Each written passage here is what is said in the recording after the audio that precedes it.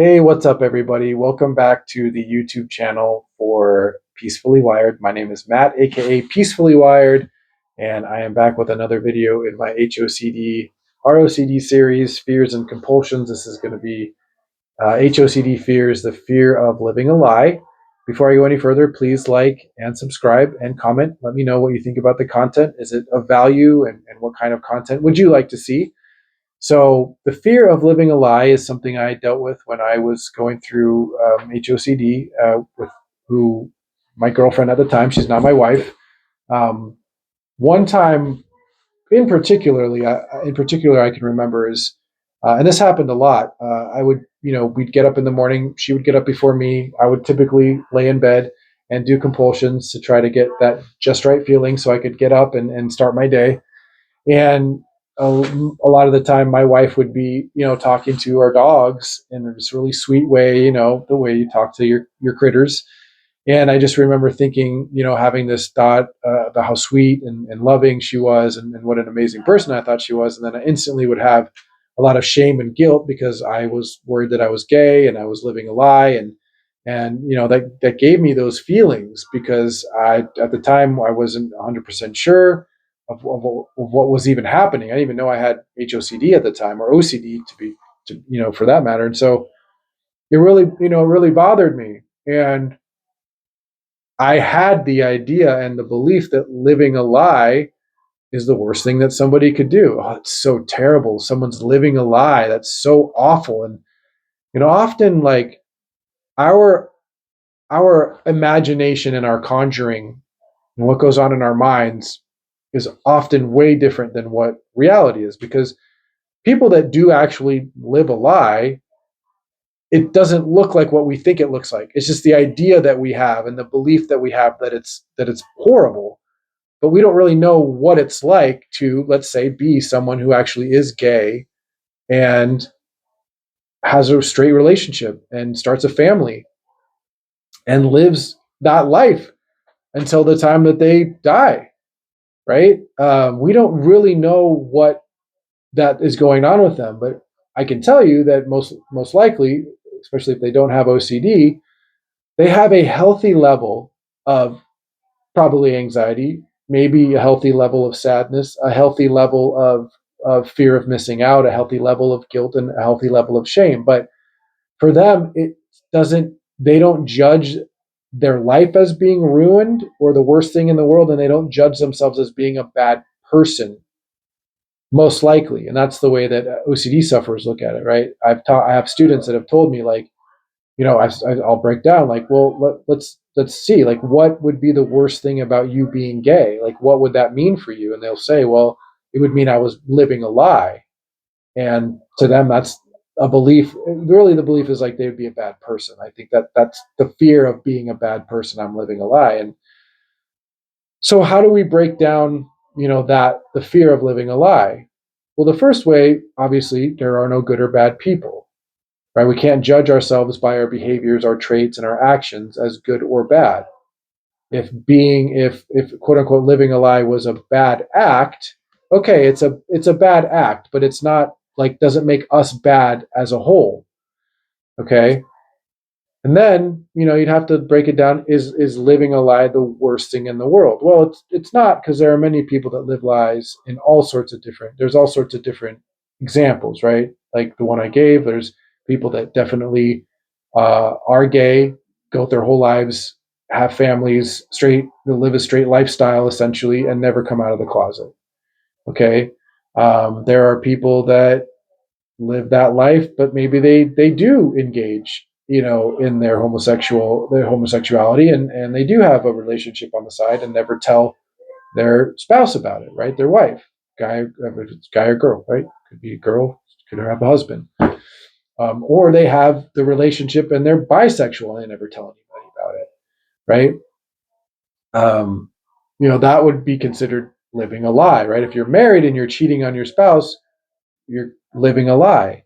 How many of these people does that take up all of their day and give them a lot of guilt and shame? Obviously, it doesn't, because they continue to do it, right? They have a healthy level of shame and guilt around it, but it's not the catastrophic, this is awful, I'm the worst person in the world, right? You've got someone like Bill Cosby, who went his whole life, most of his life being a beloved comedian and actor and a big part of the Black community, doing a lot of good things. But at the same time, obviously, all you'd have to do is look him up and find out the information about him. And was he living a lie? A lot of people would say yes, but did he think he was the worst person in the world for it? No. And ultimately pled not guilty, and I think actually got released. I don't know if he's back in jail. I haven't looked at that recently, but obviously didn't have any remorse for what he did. Okay, you've got people that are serial unalivers that have families, and then people find out that they've been doing these awful things for their whole life, but do they have a high level of anxiety and concern about it? No, they don't think they're the worst people in the world. And that's the other thing about, bad thinking that you're a bad person. There are people that do these things that have no inclination that it's a bad thing. They actually don't think they're doing anything wrong, right? And that could be depending on the culture that you're a part of, right? The Polynesian culture is very liberal with their attitudes about sex. Okay, they have a lot of crazy. Just you have to look up the Polynesians, but I don't want to go too much into it. But they're very liberal with relationships and sex and those types of things, but yet rigid on some other things. But there's all sorts of different cultures where having where I lost my train of thought. I'm so sorry. Where having extramarital things are not considered bad, right? So when someone looks at that from the outside that doesn't grow up in that culture, they look at that as a bad thing. But those people don't think it's bad, right? So same thing with like living a lie. You have people that essentially live these lives where they're one way, maybe outwardly facing to the public and to friends and family, but then there's a whole other side of these people. I mean, you could talk about people that like have multiple families where the families don't know about each other. Okay, or you could have a dad who's married and has a family, but he's out starting franchises, right? Like in Fight Club, where there's that scene where Brad Pitt and Edward Norton are talking, and Edward Norton says, my dad was actually going around and starting all these different families, and Brad Pitt's like, oh, he was setting up franchises, right? So you have people that are doing all these different things, and you would look at and go, that person's living a lie, but they don't care. They don't care. And that's the difference, right? They don't consider themselves a bad person because to them it's not bad, right? Which is why, there's no good or bad people. There's only good and bad acts. And when we judge ourselves as a bad person because we're living a lie, that's going to cause us a lot of issues, right? If we think it's awful, then it will be awful. And that's why breaking it down, scientifically, logically, which is not something that you can do while you're struggling, while you're having these thoughts, while you're having this fear of being a bad person, and you're piling on to that by making yourself feel even worse than you already do, right? The healthy level of guilt potentially being living a lie, but then you add on to that, right? You add fuel to that fire, right? You turn on the propane, the fire's going, you're having those thoughts and feelings, and then you add on to it by telling yourself you're a bad person or that this is awful or the worst thing that anyone could ever do. And the thing about it is it's never so awful that it shouldn't exist, because it does exist in the world. And if you're potentially someone who's living a lie, then you potentially are, right? Or at least you have the belief that you are.